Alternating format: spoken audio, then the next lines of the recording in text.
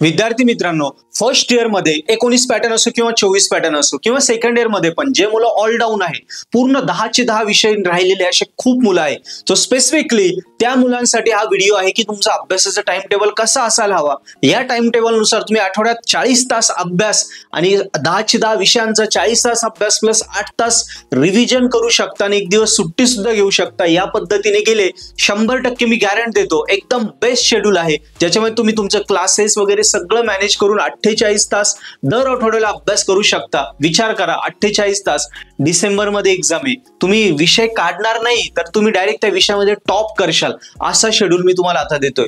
मी वेगवेगळ्या प्रकारचे time table दिलेले आहे, पण स्पेसिफिकली हा ऑल डाऊन मुलांसाठी मी देतोय, त्यांनी फॉलो करा। मी इथे फर्स्ट इयरच्या सब्जेक्ट नुसार देतोय, जे सेकंड इयरला असतील ऑल डाऊन त्यांनी पण फक्त तिथे सब्जेक्ट चेंज करा आणि याच पद्धतीने अभ्यास करा, ते सुद्धा ऑल क्लिअर होतील। सो मित्रांनो, बघूया आपला टाइम टेबल। बघा, आता समजा फर्स्ट इयरचे मुलगा आहे जो फुलपणे ऑल डाऊन आहे, त्याच्यासाठी मी कसं डिवाइड केलंय, सोमवार मंगळवार बुधवार गुरुवार शुक्रवार 5च दिवस तुमचा अभ्यास ठेवलाय। ओके, 6व्या दिवशी काय मी ते सांगतो। आता बघा, रविवारी पण आपल्याला सुट्टी घ्यायची, एन्जॉय करायची, कारण पुन्हा मंडे साठी एनर्जी भरून ठेवायची, दररोज अभ्यास पण नाही करायचा आहे। टाइम टेबल मी सोपा केलाय बघा। क्लास ऑल डाऊन आहे तर ऑब्विसली तुला क्लासची गरज आहे, तू क्लास लावलेले असणार आहे, ते काही क्लासेस ऑफलाईन क्लासेस जे असते तुझे एक तर सकाळी असतील 8 ते 10 मध्ये किंवा संध्याकाळी 5 ते 7 मध्ये, यावेळेत क्लासेस असतात बरोबर। सो क्लासेस सोडून तुला टाइम कसा मॅनेज करायचा, कारण तुझ्याकडे फुल डे अवेलेबल आहे। बघ, आता समजा सोमवारी मी दिलाय तुला आणि विषयांचं कसं दिलंय, एक अवघड विषय एक सोपा विषय बघ, M1 तर BXC, फिजिक्स त्याला जोडून केमिस्ट्री अवघड सोपा, अवघड BEE सोपा, ग्राफिक्स बरोबर सोपा आला, केमिस्ट्री अवघड M2, PPS FPL दोन्ही पण एकाच रेंजचे प्रोग्रामिंग सब्जेक्ट, करेक्ट। या पद्धतीने तुला शेड्यूल करून दिलाय। आता अभ्यास कसं करायचा, क्लासेस सकाळी असतील किंवा संध्याकाळी असतील, उरलेल्या वेळामध्ये तू पहाटे अभ्यास कर, सकाळी कर, दुपारी कर किंवा सायंकाळी कर, कसाही कर, तुझ्या वेळेनुसार कर।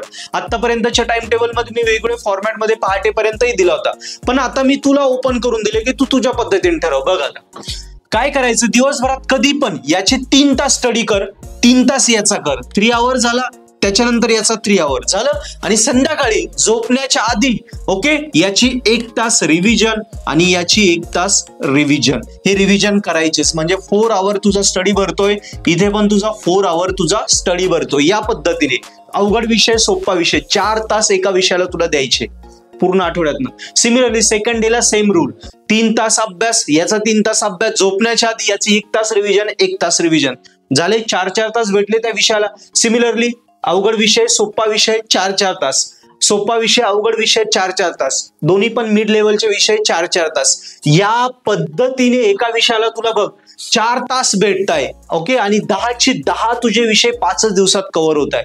सो किती झाले, 8 म्हणजे 40 तास तुझा अभ्यास होतोय। आता रविवारी शनिवारी काय करायचं, इकडे 2 आवर्स तुला स्टडीला द्यायचे, रिव्हिजनला द्यायचे। याच्यात काय करायचं, revision plus question paper solve करायचे तुला।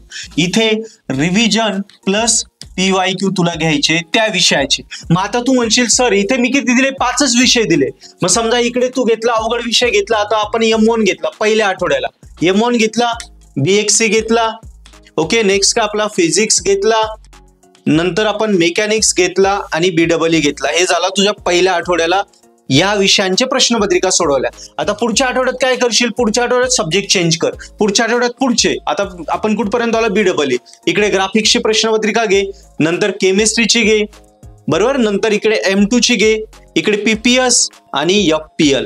या पद्धतीने बघ 2 आठवड्यामध्ये तुझे 10चे 10 विषयांचे प्रश्नपत्रिका पण सोडून होता आणि रिव्हिजन पण होऊन जाते, प्लस आठवड्यात तुला प्रत्येक विषयाला 4 तास तू देतो। 4 तास म्हणजे 1 युनिट तर हमखास होतो, नाही झालं तर 70% युनिट कव्हर होतो। या पद्धतीने तुला स्टडीचा पॅटर्न फॉलो करायचंय। टाइम तू तुझ्या पद्धतीने ठरव, 3 तास स्टडी, रात्री झोपण्याच्या आधी 1-1 तास कंपल्सरी रिव्हिजन करून झोपायची। या पद्धतीने रविवारी सुट्टीच घ्यायची फिक्स, कारण किंवा क्लासेस वगैरे असतील वीकेंड बॅच ते, आणि बाकी सायंकाळी सुट्टी, कारण एनर्जी भरायची, फिरून यायचं, फ्रेश व्हायचं, सोमवार बसून पुन्हा कामाला लागायचं। या पद्धतीने स्टडी करा। फर्स्ट इयर साठी मी हा दिलाय, सेम सेकंड इयर किंवा थर्ड इयर कुठलाही इयरचा मुलगा असेल, ऑल डाऊन असेल, त्यांनी त्याचे सब्जेक्ट भरा। या पद्धतीने बघा, एकदम शुअर शॉट तू तुझे विषय क्लिअर करशील।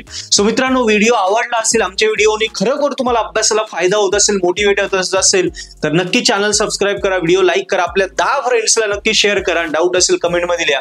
तसंच अभ्यास करताना नक्कीच आपलं पर्पल आर्ट ऍप्लिकेशन डाउनलोड करा, ज्याच्यावरती या सगळ्या विषयांचे मराठीमध्ये व्हिडिओ लेक्चर कोर्सेस आहे. Solve paper, IMP question, study material, notes, सगळं काही आम्ही स्टडी सबस्क्रिप्शन मध्ये अवेलेबल करून दिलं आहे. सो प्रत्येक विषयाचे जो विषय अवघड जातो किंवा टॉप करायचा आहे ना, कुठलाही विचार न करता व्हिडिओज बघा, आवडले फ्री व्हिडिओ बघडले, एकदम अफोर्डेबल सबस्क्रिप्शन आहे, सबस्क्रिप्शन घ्या, कामाला लागा. मी गॅरंटी देतो यावेळी तुमच्या आयुष्यातले हे लास्ट विषय असतील जर तुम्ही पर्पल आर्ट ऍप्लिकेशन वरनं या विषयांचा अभ्यास करशाल. कारण पर्पल आर्ट ऍप्लिकेशन अभ्यास करताना 2 नियम पाळायचे, बाकी कुठलंच मटेरियल वापरायचं नाही, आम्ही दिलं तेच वापरायचं. आणि सेकंड, 1-2 वेळा त्याची चांगली रिव्हिजन करायची, डाऊट्स आले तर आम्हाला विचारायचे. या पद्धतीने करा. पर्पल आर्ट सोबत नक्की तुम्ही तुमचे विषय स्कोर कराल. आणि तुम्हाला वाटलं ऑफलाईन क्लास जॉईन करायचं तर येऊ शकता, नाशिक नगरला आम्हाला ऑफलाईन पण जॉईन करू शकता. हेल्पलाईन नंबर आम्ही खाली दिली. नसेल पॉसिबल होत तर ऍप्लिकेशन ऑनलाईन तुम्ही स्टडी करून विषय क्लिअर करा. थँक्यू.